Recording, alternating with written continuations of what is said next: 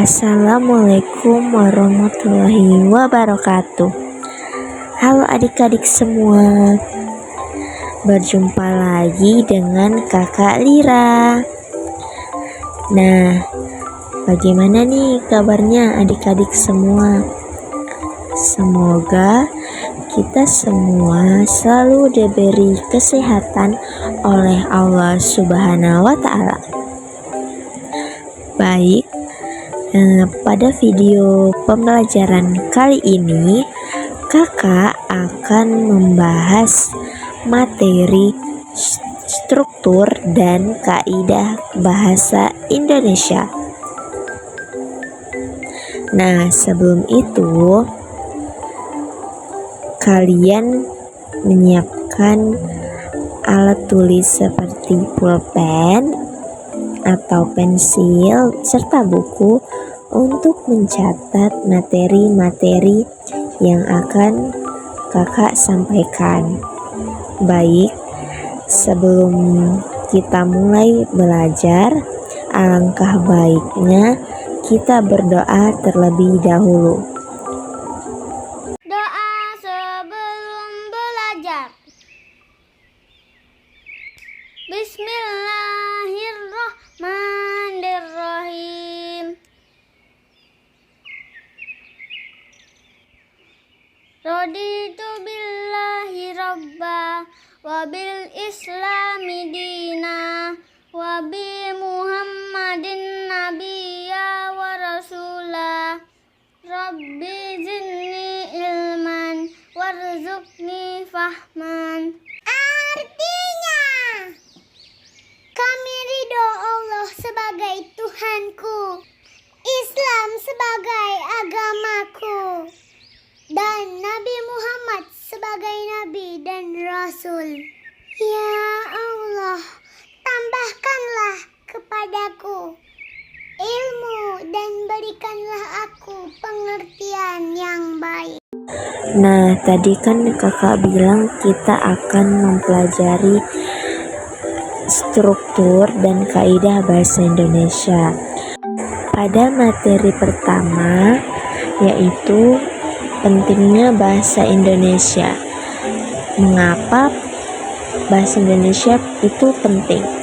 Karena bahasa Indonesia memiliki peran yang sangat penting dalam kehidupan sehari-hari kita sebagai alat komunikasi resmi di Indonesia. Bahasa ini tidak hanya digunakan dalam percakapan sehari-hari, tetapi juga dalam berbagai bidang seperti pendidikan, pemerintahan, media, dan hukum. Beberapa poin penting mengenai pentingnya bahasa Indonesia adalah: yang pertama, bahasa Indonesia itu sebagai bahasa persatuan. Yang kedua, bahasa Indonesia itu adalah identitas nasional. Yang ketiga, bahasa Indonesia itu adalah pendidikan dan pengetahuan. Dan yang terakhir, bahasa Indonesia itu adalah dokumen resmi. Materi selanjutnya yaitu struktur kalimat dasar. Struktur kalimat dalam bahasa Indonesia terdiri dari beberapa elemen dasar yang harus dipahami untuk membentuk kalimat yang benar dan bermakna. Elemen-elemen ini yaitu S, P, O, dan K, di mana S itu merupakan subjek, P itu merupakan predikat, O itu yaitu objek, dan K itu yaitu keterangan. Kita masuk ke penjelasan dari SPOK yang tadi ya, lebih mendalam. Subjek adalah pelaku atau pokok pembicaraan dalam kalimat. Subjek biasanya berupa kata benda atau frasa benda. Contohnya, Ani kucing, atau buku. Sedangkan predikat adalah bagian kalimat yang menjelaskan apa yang dilakukan oleh subjek atau keadaan subjek. Predikat biasanya berupa kata kerja atau frasa kerja. Selanjutnya yaitu objek. Objek adalah bagian kalimat yang dikenai tindakan oleh subjek melalui predikat. Objek biasanya berupa kata benda atau frasa benda. Objek hanya ada dalam kalimat transitif, contohnya seperti buku atau apel. Sedangkan keterangan adalah bagian kalimat yang memberikan informasi tambahan tentang waktu, tempat, cara, tujuan, sebab, atau kondisi dari tindakan yang dilakukan. Keterangan bisa berupa kata, frasa, atau klausa. Contohnya di perpustakaan, dengan cepat, atau untuk belajar. Kita masuk ke jenis-jenis kalimat. Jenis-jenis kalimat terbagi menjadi 4, yaitu kalimat deklaratif, di mana kalimat yang digunakan untuk menyatakan informasi atau pendapat. Contohnya, saya suka membaca buku. Yang kedua, kalimat imperatif adalah kalimat yang digunakan untuk memberikan perintah, instruksi, atau permintaan. Contohnya, tolong ambilkan buku itu. Yang ketiga, jenis kalimat interrogatif adalah kalimat yang digunakan untuk mengajukan pertanyaan. Contohnya, apakah kamu sudah makan? Dan yang terakhir yaitu kalimat eksklamatif adalah kalimat yang digunakan untuk mengungkapkan perasaan kuat seperti kegembiraan, kemarahan, atau keheranan. Contohnya, wah, indah sekali pemandangannya. Materi selanjutnya yaitu penggunaan tanda baca. Tanda baca dalam bahasa Indonesia memainkan peran penting dalam memperjelas makna dan struktur kalimat. Penggunaan tanda baca yang tepat membantu pembaca memahami maksud dari penulis dengan lebih baik. Contoh berikut beberapa tanda baca utama beserta penjelasan dan contohnya. Titik digunakan untuk mengakhiri kalimat pernyataan. Yang kedua, tanda tanya digunakan di akhir kalimat tanya. Yang ketiga, titik dua digunakan sebelum daftar atau kutipan langsung. Yang keempat, tanda pisah digunakan untuk menandai jeda atau penjelasan tambahan yang lebih panjang dari tanda koma.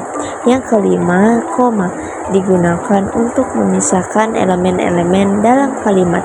Yang keenam, tanda seru digunakan untuk mengekspresikan emosi kuat seperti perintah atau seruan. Yang ketujuh, tanda kurang digunakan untuk menyisipkan informasi tambahan atau penjelasan. Yang kedelapan, tanda petik digunakan untuk menggapit kutipan langsung, judul artikel, atau kata yang memiliki makna khusus. Materi selanjutnya yaitu kata baku dan tidak baku. Dalam bahasa Indonesia terdapat kata baku dan tidak baku. Kata baku adalah kata yang sesuai dengan kaidah bahasa yang telah ditetapkan oleh Kamus Besar Bahasa Indonesia atau KBBI. Sedangkan kata tidak baku adalah kata yang sering digunakan dalam percakapan sehari-hari tetapi tidak sesuai dengan kaidah resmi. Kata baku adalah kata yang digunakan sesuai dengan aturan atau kaidah bahasa yang berlaku. Penggunaan kata baku penting dalam situasi formal seperti dalam penulisan akademik, surat resmi, dan media massa. Contoh kata bakus yaitu aktivitas, kuantitas, sistem, atau praktik. Sedangkan kata tidak baku adalah kata yang tidak mengikuti kaidah bahasa yang berlaku. Kata-kata ini sering muncul dalam percakapan sehari-hari dan konteks informal. Contohnya seperti aktivitas, kualitas, sistem, atau praktek. Materi selanjutnya yaitu pembentukan kata. Pembentukan kata dalam bahasa Indonesia melibatkan berbagai proses untuk menghasilkan kata-kata baru atau bentuk kata yang berbeda. Afiksasi, proses penambahan afiks atau imbuhan pada kata dasar untuk membentuk kata baru atau mengubah makna kata. Afiks bisa berupa prefiks atau awalan, infiks atau sisipan, sufiks atau akhiran, dan konfiks, gabungan awalan dan akhiran. Yang kedua, reduplikasi, proses pengulangan kata dasar untuk membentuk kata baru. Reduplikasi dapat mengubah makna atau menambah nuansa tertentu pada kata. Yang ketiga, pamajemukan, proses penggabungan dua kata atau lebih untuk membentuk kata baru dengan makna khusus. Contohnya, gabungan kata rumah sakit, tempat untuk perawatan medis. Yang selanjutnya, matahari, bintang pusat pada tata surya. Gaya bahasa dalam teks. Gaya bahasa adalah penggunaan bahasa dengan cara tertentu untuk menimbulkan efek estetis atau emosional dalam tulisan atau pembicaraan. Gaya bahasa mencakup berbagai teknik yang digunakan untuk memperindah, menegaskan, atau memperjelas pesan. Beberapa gaya bahasa yang sering digunakan dalam bahasa Indonesia yaitu seperti majas metafora, majas hiperbola, majas alegori, majas simile, majas personifikasi, dan majas ironi.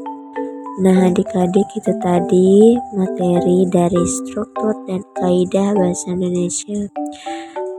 Sampai jumpa di video selanjutnya.